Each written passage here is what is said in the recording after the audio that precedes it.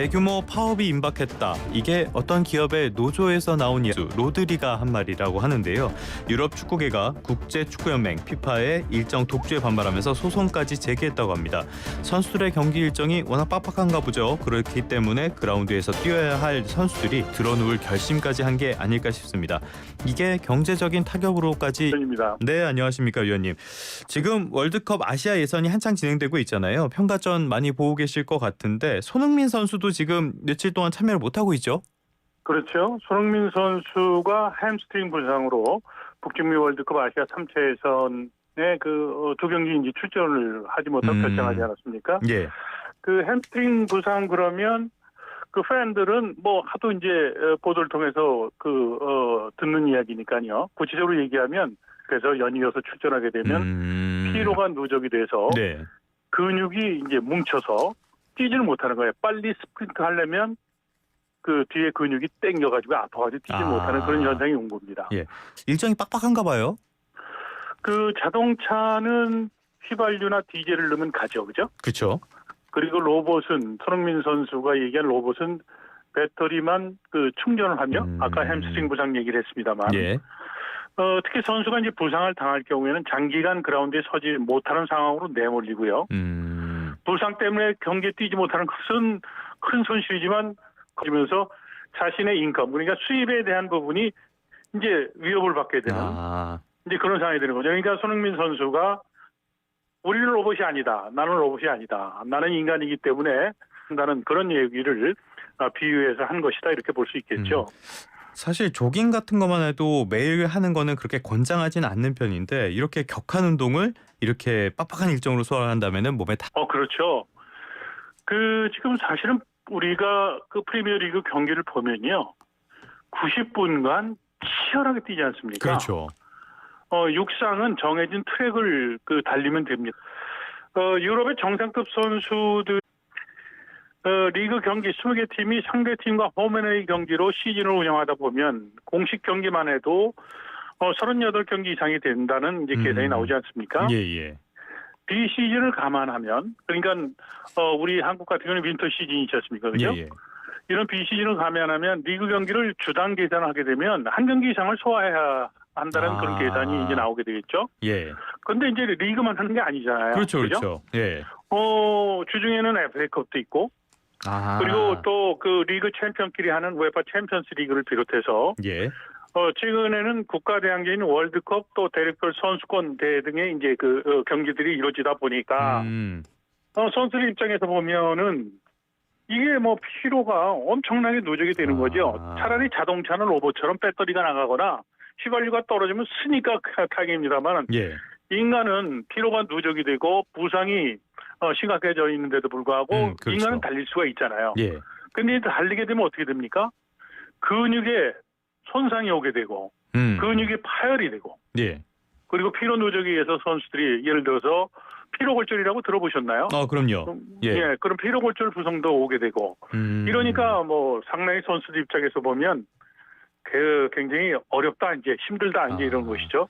그러니까 지금 유럽에서 한 통계에서 이제 밝혀진 것이 유럽 정상급 선수들이 대략 1년에 85경기 이상을 소화한다라고 이제 발표를 한 적이 있는데 이 통계를 비시즌까지 다 합치더라도 3, 4, 1 주기로 경기에 나선다는 계산이 가능합니다. 그러니까 선수들이 이제는 못하겠다, 난 못 뛰겠다. 예. 뭐 이런 얘기를 하게 된 거고요. 앞서 오프닝 멘트 때도 말씀하셨듯이 맨체스터 시티의 로드리가 우리는 이제 못 뛰겠다 말이죠. 뭐 이런 뉘앙스의 이제 얘기를 하게 되는 이제 상황으로 지금 가고 있는 겁니다. 들어듣겠다. 리그 경기도 만만치가 않은데 그 외의 경기들도 있기 때문에 굉장히 빡빡한 일정을 소화하고 있다. 실제로 그렇다면은 몸에 많이 부담이 갈 수밖에 없는데 선수들의 부상은 늘어나는 추세입니까? 선수들 부상도 지금 늘어나고 있죠. 예. 그러니까 부상의 빈도라든가 또 쉬는 부상 치료하는 시간도 늘어날 수밖에 없게 되고요. 예. 그러니까 선수들 입장에서 본다면 선수들의 리그를 뛰면서 자기의 경기력을 유지하고 그리고 경기력에서 인상적인 경기를 펼쳐야만 자신의 연봉에 대한 부분도 또 이것이 그럼요. 연관이 되지 않습니까? 예. 그러니까 이제 선수들 입장에서 보면 이러한 현실적인 문제에 대해서 상당히 고민을 하고 고민할 수밖에 없게 되고 또 그리고 팀에서도 사실은 베스트 11을 제외하고도 축구팀 같은 경우는 상당수의 인원이 더 있잖아요. 네, 네. 그러니까 교체 선수를 뛰게 한다든가 또 예를 들어서 FA컵 비중이 낮은 경기는 2군 선수를 출전을 시키는 그런 유연성을 갖고 대응을 합니다만 결국은 중요한 승패가 걸린 경기 때는 위원들이 출전할 수밖에 없기 때문에 네. 지금 말씀드렸던 이러한 선수들의 입장에서의 불만 목소리는 계속해서 커질 수밖에 없다. 이렇게 볼 수 있겠죠. 저는 요번에 사실 축구에 노동조합이 있는 거를 처음 알았거든요. 피프로라고 부르는 것 같던데 이쪽의 네. 자료를 보니까 상당수가 부상 상태에서 경기에 나서는 걸 강요당했다. 이런 답변도 했던 것 같아요. 그렇다면은 그렇죠. 여기에 대한 대응도 필요할 텐데 이 노조가 피파에 대해서 경고를 하면서 유럽연합 집행위원회를 고소했다라는 소식도 있었거든요. 무슨 이유로 고소를 한 겁니까? 자, 한번 입장을 생각해 봅시다. 감독은 성적이 좋아야 계약을 계속해서 돈을 벌 수 있죠. 예. 그리고 구단주도 경영에 대한 평가를 받는데 가장 좋은 건 성적이거든요. 네. 그렇죠. 그러다 보니까 부상당한 선수에게 경기에 나서는 것을 강요한 것은 비일비재합니다. 사실은 제가 축구를 제가 20여 년을 넘게 했죠. 예. 선수 생활을 했으니까요. 예. 제가 연세대학교 다닐 시절에 중요한 경기 때 발목을 다쳐가지고 발목이 퉁퉁 부었는데도 불구하고 진통제를 주사를 맞고 경기에 출전했던 적이 있어요. 그러니까 비단 이 프로 선수뿐이 아니라 프로 축구라는 무대뿐이 아니라 아마추어 축구까지도 스포츠의 가장 궁극적인 목표는 빅토리잖아요. 그럼요. 그러다 보니까 이제 이런 부분에 대해서 선수들이 지금 부상당했는데도 경기에 강요당하고 또 감독들은 실제적으로 82%가 선수들에게 휴식이 필요하다는 것을 인지를 하고 있으면서도 선수들을 기용했다는 것으로 지금 얘기를 하고 있거든요. 그러니까 지금 잉글랜드 프리미어리그 자체를 놓고 보면 80년대, 90년대에 대비해서 극적인 변화는 없지만 현대 축구의 경기력 강도가 계속해서 높아지고 있다. 그것은 통계치로도 나타나고 있어요. 경기당 뛰고 있는 풀 스피드로 뛰는 스프린트에 대한 횟수라든가 그리고 또 이것이 경기당 나타난 것 누적된 것을 보면 무려 140회를 스프린트를 하고 있거든요. 그러니까 선수들은 이러한 부상에 대한 빈도가 높아지고 선수들은 신체적인 한계에 도달하고 있고 그리고 지난 시즌에 EPL의 프리미어리그의 선수들의 부상을 총 일자로 한번 계산해봤어요. 뛰지 못하는 지금 손흥민 선수 뛰지 못하고 있잖아요. 2만 5천일 이상의 선수들이 부상으로 뛰지는 못했다는 그런 통계치가 나와 있어요. 그러니까 지금 손흥민 선수뿐이 아니라 모든 구단의 스타급 선수들은 부상의 위험성이 더 높잖아요. 그러니까 선수들이 그만큼 부상에 시달리고 있다는 현상을 우리가 통계치를 통해서도 확인이 되는 겁니다. 여러 가지로 팀 성적을 내야 하는 입장과 몸을 지켜서 개인 성적을 유지해야 하는 입장 이런 것들이 많이 충돌하고 있는 그런 분위기인데 일단은 그러면 전반적인 상황 한번 알아보도록 하겠습니다. 이렇게 선수들의 부담을 감안하면서까지 경기 수를 늘리는 그런 추세가 있는 거는 경제랑도 밀접한 연관이 있을 것 같은데 유럽 리그의 경제 규모 얼마 되는 걸로 보고 계십니까? 경제적 규모라는 것은 어마어마하게 크죠. 사실은 월드컵 경기도 시장의 규모가 상당히 큽니다만 유럽의 경제적 지금 유럽 축구 연맹에서 하고 있는 대회들의 경제적 규모를 보면 약 22조 3천억 원. 그러니까 유럽의 주요 프로축구 리그를 봤을 때 5대 리그라고 얘기를 하잖아요. 5대 리그. 그러니까 프랑스 리그라든가 그다음에 분데스리가 그다음에 프리미어리그 이러한 세계적인 리그를 합친 것이 약 156억 유로. 그 5개 리그만요. 약 22조 3천억 원에 해당이 됩니다. 그러니까 사실은 지금 유로 축구 시장의 5대 리그를 포함해서 전체 시장 규모를 보면 약 하나로 보면 40조 원 이상, 280억 유로로 보니까 만약에 선수들이 나는 못하겠다, 파업하겠다 들어놓으면 이 시장이 쓰게 되고요.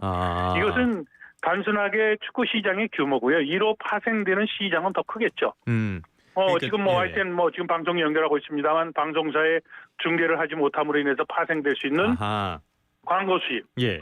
그리고 스폰서들이 참여하고 있는 시장에서의 제품 판매가 되지 않는다면 그것은 기하급수적으로 늘어날 수밖에 없는 그런 상황이니까 사실은 유럽에 가서 보면 5대 리그의 지금 큰 리그를 갖고 있는 국가뿐이 아니라 유럽은 사실은 어떻게 이렇게 비유하면 어떨지 모르지만 축구를 해가 뜨고 축구로 해가 지는 겁니다. 근데 예. 만약 리그가 쓰게 되면 경제적 규모를 떠나서 유럽에 있는 축구 팬들은 인생의 낚시를 잃는다 이렇게 볼 수도 있겠죠. 네. 여러 가지 상당한 큰 여파가 있을 수밖에 없다. 방금 네. 유럽 축구 시장의 규모가 40조 원이라고 말씀을 해주셨는데 지금 찾아보니까 우리나라의 영상 콘텐츠 산업 규모가 2021년에 28조 원 규모였네요. 이거보다도 그렇죠. 훨씬 큰 규모의 그런 산업이라고 볼 수가 있겠습니다. 그렇다면은 이제 선수들이 굉장히 그 경기 수를 줄여야 된다 이런 이야기를 하는 거잖아요. 경기 수를 그렇죠. 만약에 줄인다면은 이런 것들이 어떤 기조를 바꾸는 계기가 될 수 있을까요? 아마도 이번 그 파업이라고 아까 표현을 해주셨는데 예. 큰 이슈가 되는 건 틀림없어요. 음. 그리고 이제 조금 전에 축구에도 노동조합이 있나요? 뭐 궁금했다. 뭐 이런 얘기를 하셨잖아요. 지금 사실은 이 그 선수 노조가 사실은 존재한다라고 이야기를 할 수 있는 겁니다. 네네. 그것은 그 지금 우리가 지금 뭐 신문이라든가 방송을 통해서 그 이야기들이 나오고 얘기들이 나오고 있는 것이 선수 협회, 그러니까 선수들이 뛰고 있는 프로축구 선수들이 만든 단체가 있거든요. 예. 그러니까 이것을 광의적으로 해석하면 축구 선수 노조라고 이렇게 표현해도 될 겁니다. 예. 그러니까 이제 한국의 기업들도 노사 간의 갈등이 첨예하듯이요. 축구 선수들도 노사 간의 본격적인 전쟁이 시작됐다. 사측이라고 제가 이제 그 애둘러서 표현한다면 국제축구연맹을 비롯해서 유럽축구연맹 그리고 아시아축구연맹 예. 뭐 이러한 그 단체들을 사측이라고 판단할 수 있고요. 그리고 이제 선수들 입장에서 보면 이것은 이제 노동자로 볼 수 있는 거 아니겠습니까? 예.